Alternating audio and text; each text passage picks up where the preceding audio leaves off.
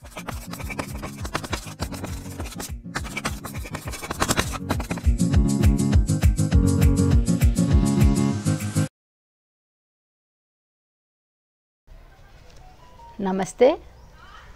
तो आज जो आपके प्रश्न पत्र में अशुद्धि शोधन का जो प्रश्न आता है 4 अंकों का, मैं उसके बारे में स्पष्ट करने वाली हूँ कि वाक्य में कितने तरह की अशुद्धियाँ होती हैं। ये तो आप जान ही चुके हैं कि भाषा का आधार है वाक्य। अगर वाक्य आपका सही नहीं है तो चाहे आपका लेखन कौशल हो, चाहे आप पठित गद्यांश हो, चाहे आपका साहित्य के प्रश्न उत्तर हों, आप कहीं भी अपने आप को अभिव्यक्त करने में सक्षम नहीं हो पाओगे, ना लिखने में और ना बोलने में। तो सबसे पहली ज़रूरत है हमें वाक्य पर काम करना, और वाक्य व्याकरणिक रूप से पूरी तरह शुद्ध हो, इसके लिए हमें क्या जानना ज़रूरी है, जो हम छोटी क्लासेस में सीख के आए हैं। संज्ञा, सर्वनाम, विशेषण, बस इनको कैसे प्रयोग करना है, कहाँ प्रयोग करना है, ये जानना ज़रूरी है। तो हम याद रखें कि वाक्य भाषा की अर्थवान इकाई है। हमें वाक्य की सार्थकता का ध्यान रखना चाहिए।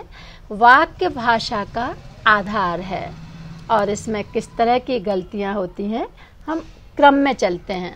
सबसे पहले संज्ञा संबंधी गलती। तो ये परिभाषा में सब याद होना चाहिए कि किसी व्यक्ति, वस्तु, स्थान या भाव के नाम को संज्ञा कहते हैं। तो वो संज्ञा का प्रयोग गलत करना, जैसे अगर हम बोलें कि राम लक्ष्मण के अनुज भ्राता थे, राम लक्ष्मण के अग्रज भ्राता थे। अब इधर हमने अग्रज के साथ भ्राता या भाई लिख दिया तो ये गलत हो जाएगा, जबकि अग्रज शब्द बहुत अच्छा है। अग्रज का अर्थ ही है आगे पैदा होने वाले, अर्थात बड़े भाई। तो इसके साथ अलग से भ्राता या भाई लिखने की ज़रूरत नहीं है। ऐसे ही अगर हम लिखें कि लक्ष्मण राम के अनुज भाई थे, फिर गलती हो गई, अनुज थे, बस इतना ही काफ़ी है। शब्द गलत नहीं होते हैं। पर्यायवाची शब्दों का अगर हमें ज्ञान है तो हमें ये भी पता होना चाहिए कि प्रयोग कैसे करना। जैसे एक हवा शब्द है, एक समीर शब्द है। अब अगर मैंने वाक्य लिखा कि मुझे साइकिल में हवा भरवाने जाना है, तो ये सही है, लेकिन अब हमें लगा हवा की जगह मैं लिख देता हूँ समीर, मैं साइकिल में समीर भरवाने जा रहा हूँ, तो आप देख रहे हैं कि कैसा लगेगा। तो बात चाहे गंगा जल की हो, गंगा के साथ जल, और नाली का गंदा पानी, कहाँ जल प्रयोग करना, कहाँ पानी प्रयोग करना। ऐसे ही काल का ध्यान, पौराणिक काल की बात चल रही है या द्रौपदी का प्रसंग है, और मैं बोलूँ कि दुर्योधन ने भरी सभा में द्रौपदी का चीरहरण किया। अब इसकी जगह साड़ी खींच ली या वस्त्र फाड़ दिए, ये हास्यास्पद हो जाएगा। तो संज्ञा संबंधी गलती में कहाँ घनिष्ठ आना है, कहाँ घोर आना है, एक जैसे अर्थ दिखने वाले भी प्रयोग कहाँ और कैसे करना, ये विवेक हमें होना ज़रूरी है। सर्वनाम, अब जानते हैं आपकी संज्ञा के बदले बोले जाने वाले शब्द सर्वनाम है। तो अब सर्वनाम में मैं भी हुए, तुम भी है, तेरा भी है। तो सर्वनाम के प्रयोग की बात चल रही है। मेरे को वहाँ जाना है, अब इधर मेरे को गलत है, मुझे वहाँ जाना है। तुम्हें या तेरे को लिखूं, तेरे को क्या चाहिए, नहीं, तुम्हें क्या चाहिए। चाय में कौन गिर गया है, गलत है, चाय में कुछ गिर गया है। मेरे को मेरा काम करना है, मुझे अपना काम करना है। तुम तुम्हारा काम करो, गलत, तुम अपना काम करो। तो साहित्यिक और व्याकरणिक दृष्टि से, बोलचाल की दृष्टि से हम कभी कभी गलत प्रयोग करते हैं, और कभी कभी इतना गलत प्रयोग करते हैं कि वो गलत ही हमें सही लगने लगता है।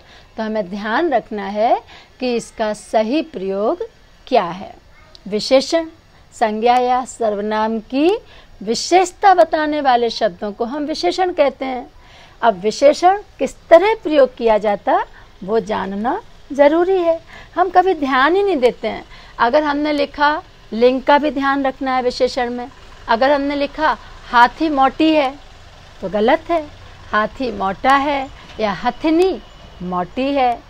मोटे मोटे फल निकाल दो भैया, तो फलों के साथ मोटा नहीं जाएगा, बड़े बड़े फल देना। तो इस तरह से हमें हमारे डैश नेता हमारे आगामी नेता हैं, तो आगामी नेता नहीं होगा, भविष्य के नेता हैं, इसलिए क्या लिखेंगे? भावी नेता हैं। तो इस तरह से विशेषण शब्द में शब्द गलत नहीं है कि कहाँ मोटा लिखना है, कहाँ विशाल लिखना है, कहाँ भव्य लिखना है, कहाँ सुंदर लिखना है, ये प्रयोग गलत कर देते हैं। तो प्रयोग के समय हमें ध्यान रखना है। अगला इसी क्रम में हम क्रिया को लेते हैं। तो क्रिया शब्द जिन शब्दों से किसी कार्य के होना या करना पाया जाए उसे क्रिया कहते हैं। लेकिन क्रिया में सबसे ज़्यादा गलत आप अगर प्रयोग करते हैं जो हिंदी शब्दकोश में है ही नहीं, मैंने ये काम करा। कई बार तो हिंदी के दिग्गज ज्ञानी लोग भी ये गलती कर देते हैं, समाचार पत्रों में भी दिख जाता है। तो ये करा शब्द अच्छी तरह गांठ बांध लें कि हिंदी शब्दकोश में होता ही नहीं है। मैंने ये काम किया, तुमने क्या किया, तुमने क्या करा, ये नहीं होगा। हमारे यहाँ तो भाषा में इतना ध्यान रखा जाता है कि अगर मैंने बोला तू अपना काम कर ले, तू चाय पी ले, चलेगा। और तुम शब्द के साथ हम आज्ञा देते हैं, कभी तुम अपना काम कर लो, थोड़ा सा सम्मान भी झलका देते हैं। आपके साथ कुछ और अधिक सम्मान हो जाता है, आप अपना काम कर लीजिए। तुम चाय पी लो, तू चाय पी ले, आप चाय पी लीजिए।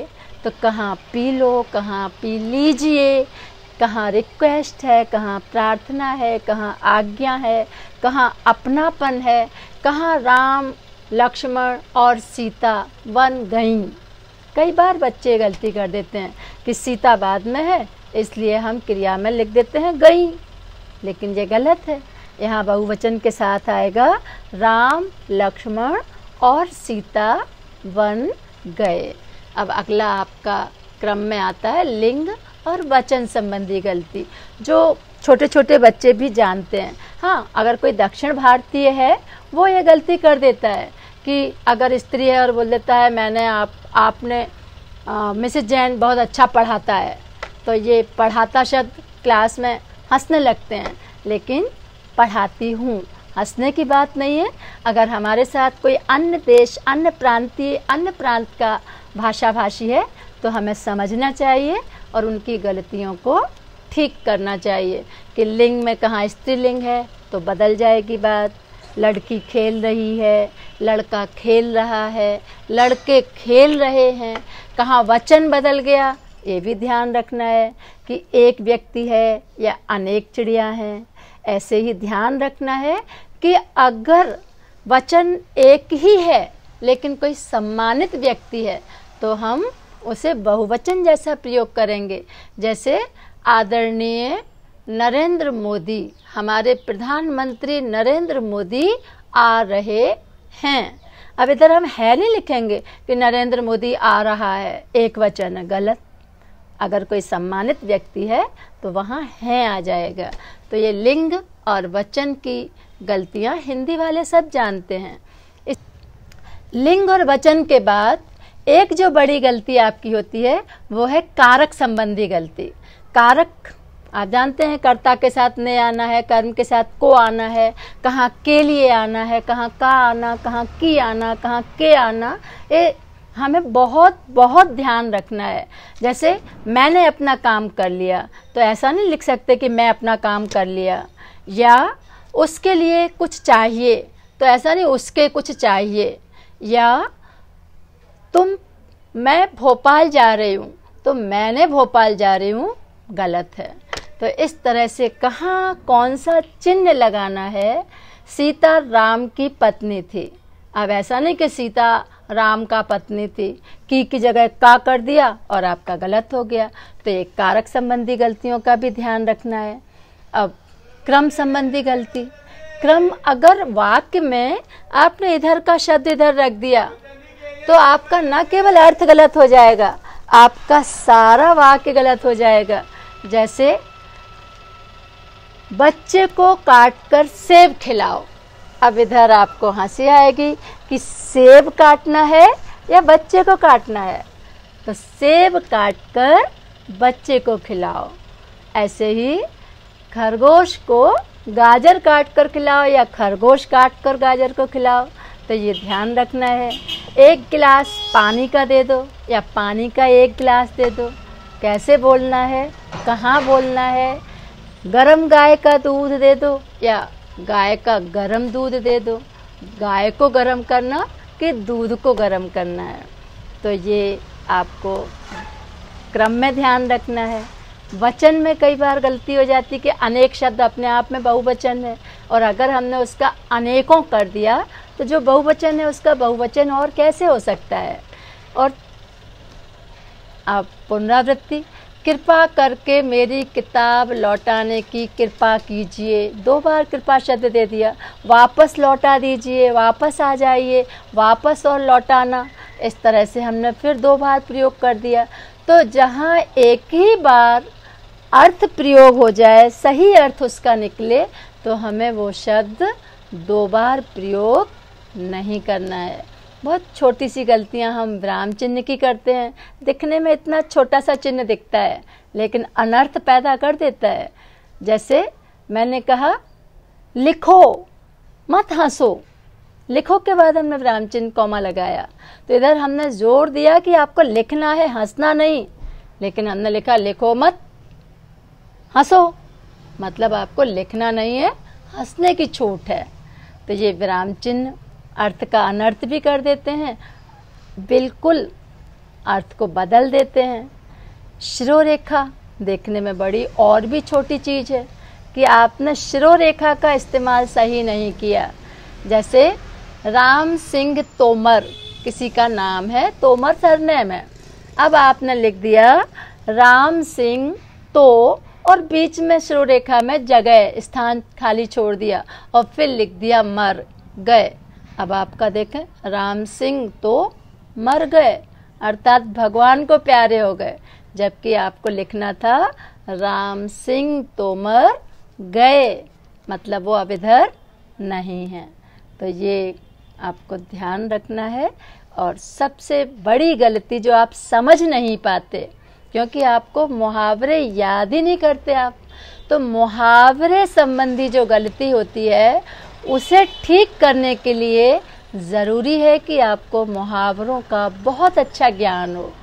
और कैसे होगा वो? बार बार पाठों में पढ़ें, देखें कि शब्द वही होना ज़रूरी है। जैसे अगर खुशी में मैं लिखूं कि मैं फूल कर कुप्पा हो गई, तो ऐसा नहीं कि मैं स्त्री हूँ तो मैं लिख दूँ मैं फूल कर कुप्पी हो गई, या मेरी तो आजकल 5 अंगुलियाँ घी में हैं तो मैं लिखूँ 4 अंगुलियाँ और अंगूठा सब घी में है। मुझे उन्होंने अंगूठा दिखा दिया तो अंगूठा दिखाना ही रहेगा, ऐसा नहीं कि उन्होंने ठेंगा दिखा दिया, उंगली दिखा दी, बड़ा वाली उंगली दिखा दी। आतंकियों ने हथियार डाल दिए, अब हथियार डालना मुहावरा है, पर आप ये नहीं बोल सकते कि हथियार रख दिए। मेरा दम घुट रहा है, अब दम घुटना मुहावरा है मुसीबत में, लेकिन हृदय घुट रहा है, शब्द बदल दिया, तो आपका मुहावरे का गरिमा, मुहावरे का अर्थ और मुहावरा अपना सही प्रयोग नहीं कर रहा है, तो इस तरह से आपका अंक काट लिया जाएगा। तो ये आपकी इस तरह की सामान्य त्रुटियां जो आप वाक्यों में ढूंढ सकते हो आसानी से, पर इसके लिए ज़रूरी है कि आपको पता हो कि कितने तरह की अशुद्धियां होने की संभावना होती है। इसके अतिरिक्त मात्रा की और वर्तनी की अशुद्धि होती है, वो भी आपको देखना है कि कहाँ ह्रस्व ई आएगा, कहाँ दीर्घ ई आएगा, कहाँ अनुस्वार आएगा, कहाँ अनुनासिक आएगा। तो इस तरह अगर आप अपनी ही लिखे वाक्यों को पुनः जांच लें और 8 में से 4 ही गलतियां आपको आएंगी 4 वाक्यों में। पर आपको देखना ज़रूरी है कि संज्ञा की गलती है, कि सर्वनाम की गलती है, कि विशेषण की गलती है। इस तरह अगर आपको खुद ही अपनी कॉपी और खुद ही वाक्य जांचना आ गए तो न केवल अशुद्धि शोधन वाले प्रश्न में 4 अंक लाएंगे, आपकी पूरी कॉपी में भी आपके कम से कम 4 और 5 अंकों का इजाफा हो जाएगा और भाषा की जो गरिमा बढ़ेगी और आपका जो प्रभाव पड़ेगा वो अलग। तो ध्यान रखना, वाक्य की अशुद्धि पर सबसे अधिक देना है ध्यान, तभी भाषा का और तभी आपका होगा मान। और इसके लिए आपको हमारे चैनल को लगातार देखते रहना है और शेयर भी करना है। धन्यवाद।